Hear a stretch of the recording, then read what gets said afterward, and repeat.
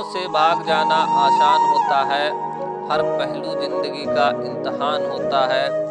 डरने वालों को मिलता नहीं कुछ भी जिंदगी में, लड़ने वालों के कदमों में सारा जहान होता है। गुड मॉर्निंग प्यारे साथियों, मैं कप्तान सिंह अपने YouTube channel Kaptan Singh platform पर सभी का स्वागत करता हूं। आप सभी को रंग पर्व होली की हार्दिक शुभकामनाएं। आप सभी के परिवार में खुशियां हमेशा बनी रहे, यही आशा करता हूं। तो साथियों, डेली की तरह आज भी हम आपके लिए हिंदी के कुछ महत्वपूर्ण प्रश्न लेकर आए हैं, जो आपको लेखपाल व ग्राम विकास अधिकारी जैसी अन्य प्रतियोगी परीक्षाओं में रामबाण साबित होंगे। तो आइए देर ना करते हुए शुरू करते हैं आज की क्लास और देखते हैं हमारा पहला प्रश्न। सबसे पहला प्रश्न है, गरल सुधा रिप करहि मिताई लोकोक्ति का अर्थ है दोष किसी का, सजा किसी को, किसी भी अनुचित बात का समर्थन करना, दो विरोधी स्वभाव वालों का मिलन, संयोग से काम बनाना। तो इसका जो विकल्प सही है वो सी, दो विरोधी स्वभाव वालों का मिलन। चलिए देखते हैं अगला प्रश्न। मूल शब्द एवं प्रत्यय की दृष्टि से सही विभाजन नहीं है। लुहार का लोहा प्लस आर, कसेरा का कांस प्लस एरा, महत्व का महत प्लस त्वा, घुमाव का घुम प्लस आओ। तो इसका जो विकल्प सही है वो डी, घुमाव का घुम प्लस आओ सही नहीं है। आइए देखते हैं अगला। हिंदी शब्दकोश में त्रा किस वर्ण के बाद आता है? ता वर्ण के बाद, रा वर्ण के बाद, हा वर्ण के बाद, छा वर्ण के बाद। तो त्रा आता है ता वर्ण के बाद में, इसका ता में हलंत लगता है और रा बराबर त्रा हो जाता है। चलिए देखते हैं अगला प्रश्न। सा उपसर्ग से निर्मित शब्द नहीं है। सोदाहरण, सहानुभूति, सोल्लास, शहीद। तो इसका जो विकल्प सही है वो बी, सहानुभूति, इसमें सा उपसर्ग नहीं लगा है। आइए देखते हैं अगला। स्वर संधि से निर्मित शब्द नहीं है। अत्याचार, उत्थान, भानुदय, संभाव, राधना।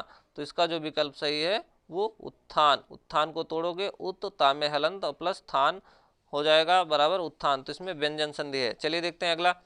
निम्नलिखित में से कौन सा समास भगवान श्री कृष्ण को संबोधित करने हेतु प्रयुक्त नहीं किया जाता है?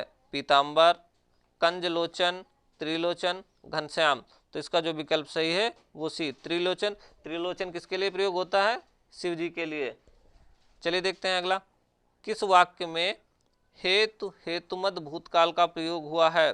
गुरुजी आएंगे तो अध्यापन होगा, उसने खाना खाया और चल पड़ा, अब तक बस जा चुकी होगी, सावधानी बरतते तो दुर्घटना न होती। तो हेतु हेतुमद भूतकाल का प्रयोग विकल्प डी में हुआ है। चलिए देखते हैं अगला। वर्तनी की दृष्टि से कौन सा शब्द अशुद्ध है? शूर्पणखा, सर्पिणी, श्वेतांगी या चतुर्णी। तो इसका जो विकल्प सही है वो डी, चतुर्णी अशुद्ध है, बाकी सभी शुद्ध हैं। चलिए देखते हैं अगला।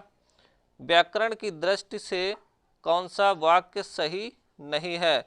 परशुराम की क्रोधाग्नि से सभी आतंकित थे, मरीज को यथा समय दवा देनी चाहिए, वह सदैव ही सत्य बोलता है, मैंने गुरुजी के दर्शन किए।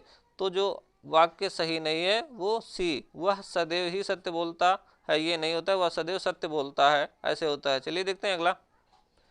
सट प्लस आनन शब्द की संधि होगी षडानन, सटानन या सडानन या सड़ानन।